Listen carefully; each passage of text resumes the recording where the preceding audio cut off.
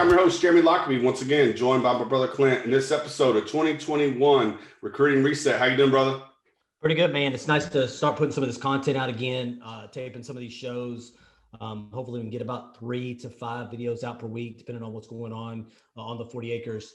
But there's a lot to talk about at this particular point. I think one of them is obviously the staff's been hired. That video should be going out pretty soon. I think after that one, we'll be probably putting this one out. I think it's time to reset the 2021 class after listening to kind of where Sark's at as far as roster management goes. It sounds like we have 8 scholarships still available. Like to get your ideas and thoughts on really the reset and kind of currently where we're at as far as the recruiting goes. Yeah, so currently after the first signing day, we were number 17 in the country with 20 overall commits, second in the Big 12 behind Oklahoma. But out of those 20 commits, the top 7 are on defense.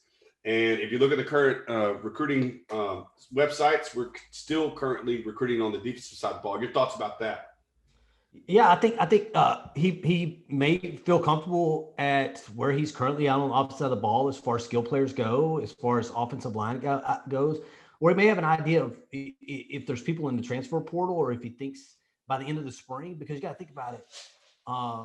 By the end of the spring, you may have an option to grab a couple of grad transfers from a location where some of these guys may have already been at. So I think really it sounds like there's 8 roster spots available. I know they sent out some recent offers to, I think, David Abiara and Garfield Lawrence, who are 2 strong side defensive ends at around 6'40", 240 pounds. And if you look at PK's defense at this particular point and what guys he's looking for these guys that can play multiple positions, inside, outside positions on the defensive line. So, but really, I think he feels comfortable where he's at. Sark feels comfortable where he's at as far as the offensive side of the ball goes. And I think he spoke to it a little bit when he talked about how many scholarships there currently are with tight ends and wide receivers. And I think from a roster management point of view, I think he's going to be turning some of those numbers around. And I think you'll see different offers go out to different positions moving forward with the staff. Right. And my thoughts about Abiara and Lawrence is the guys we brought in this class at that second level, maybe a hand in the ground, defensive end, stand up outside linebacker, inside linebacker. They're smaller in build. The guys we've talked about already: Terrence Cook, 6'2", 210, Reese Blackwell, 6'1", 196, going to Derek Harris, 6'2", 215. So these guys are a little heavier. The 240, 245 pounds, with these 2 strong side defensive ends. Even Jordan Thomas, our guy, 6'3", 240, is slotted to be a weak side defensive end, maybe a stand-up linebacker, especially in this new 2-4-5 scheme that we'll talk about in a later video. But yeah, looking for a little bit bigger guys to fill up that 6'4", 6'5", 240, 245, to maybe put their hand on the ground or put them in that inside linebacker, Jawan Mitchell type, Adeli Adeoye type position that we've known in recent years. Gary Johnson, a little bit bigger with a little bit of speed, but we'll see. So right now, those guys are projected, not high crystal balls to the University of Texas, but projected to come to the University of Texas at this time. Yeah, I think going back to obviously you have a couple of offensive guys that you're kind of looking for at this particular point. Obviously, LJ Johnson is one of them. They thought that he was a very, very high crystal ball from 247 to go to Texas A&M over the last couple of weeks. Even some of the guys that in Mike Roach and Nick Harris from 247 put in crystal balls for him to go to Texas A&M. But I think he decided that he was going to take a trip to the University of Texas after he had left Texas A&M. I'm not sure if he made that trip as of, Saturday, the 23rd of January. But I know that it was still something that he was looking forward to. So hopefully we can get a commit from LJ Johnson, but also Tennessee transfer running back Eric Gray visited the 40 acres. There's mass exodus from the Tennessee program after the situation that program is in. He was the number 3 all-purpose running back in the 2019 recruiting class. It sounds like to me, man, is that they're looking for some more really depth at that running back position. So if you're looking at a roster management right now, I would look at probably linebacker, offensive line, maybe a running back or 2, and maybe a safety or 2 on the back end for those last 8 scholarships that are still available. Right. Yeah. Your My thoughts only on those? concern spot. Yeah. My only concern spot for this class would be that offensive line. Again, you only had two guys, Max Merrill and Hayden Connor, on your current class of 2021. Maybe they're looking at, like you said, some that offensive linemen that are grad transfers or transfers that have a little bit of experience in the Power Five level. Probably not going to go back into the 2021 high school class, I don't think, for offensive linemen, but probably look at more of those senior that have a little bit of experience to come back in the offensive line fold. I think they are looking. I think they are looking at someone. I think defense. I mean, on the offensive line side of the ball, I think it's. Okay. Yeah, Yeah. I Yeah. think. Austin Uke. Yeah, I think he's one of them. One of. But I just have a feeling that Kyle Flood has maybe. Um, I think he's probably going to be looking for a grad transfer, experienced offensive lineman to bring to the University of Texas, but it may take all the way up into the spring to that individual, graduates from their respective programs to bring them back on the 40 acres for the summertime into the fall.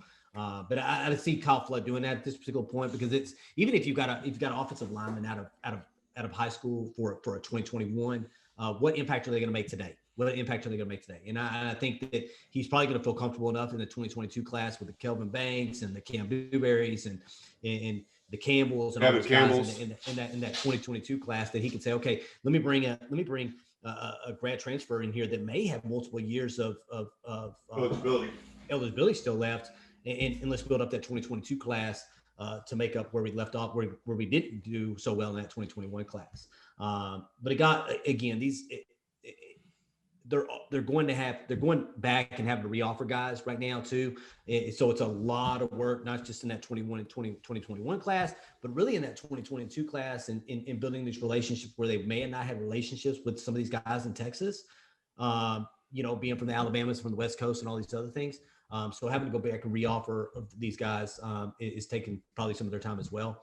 But I can tell you, moving forward, man, this 2022 class is going to be really, really, really fun. And the reason is because if you think that the team out east that's obviously finished top five in the CFP, that has some momentum, that team up north that obviously hasn't lost a lot of talent, that's probably going to be ranked somewhere probably top three in 2020 in most polls for 20 this coming year, in college football, the 2021 year. You're going to be fighting tooth and nail for these guys, man. And that's where I'm really excited about having some of these ace recruiters on our staff, which I don't think we ever really had ace recruiters on our staff going back over the last really 10 years. I think this group of coaches with the development of players and the skins on the wall at both the NFL level, the college level, and some of them having high school football or high school coaching experience, allows us to be able to recruit well. I think it's going to start off slow. I think we'll start building momentum.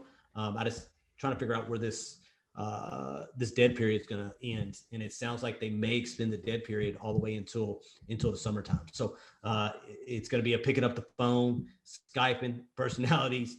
Can I feel your personality? How can I see your school from afar? So it's really going to I know that 2021 class had it difficult. That 2022 class may be just in the same situation as those 2021s. If you've never been on any of these campuses, there's going to be making decisions based on really personality of coaches and do they think they can get along with them moving forward. Yeah, and then we talked about that on the live the other day about the pandemic and how we didn't know what the state of recruiting was going to be for that 2022 class. Yeah. And it was important to establish those relationships and get those offers out there early and start on those relationships versus other teams getting a chance, like you said, more solidified teams with coaching staffs that were brought back intact. We were kind of at a disadvantage, so we had to get to work right away. And that's why every time I log on to Twitter to see another kid say, hey, I got re-offered or I got offered from the University of Texas, it lets us know that, like Sark did with his coaching staff, similar to this 2021, 2022 recruiting class, they're going to leave no stone unturned. They're going to make every phone call they have to. Sark After Dark is the thing, because most of those, like you say, most of those offers come out after 10, 11 o'clock. You can't go to sleep because that's when all the offers start coming out, or the tweets of offers start coming out. So, yeah, really excited about watching this group of coaches go to work on the recruiting trail, again, with the relationships they've already built with a lot of these kids, like you talked about previously with Coach Banks, having relationships and grabbing the Brockermeyers and Kendrick Blackshires and all these kids out of Texas and Jalen Milroe. So he's got connections in Houston. He has connections in Dallas, and grabbing these kids and getting them to Alabama.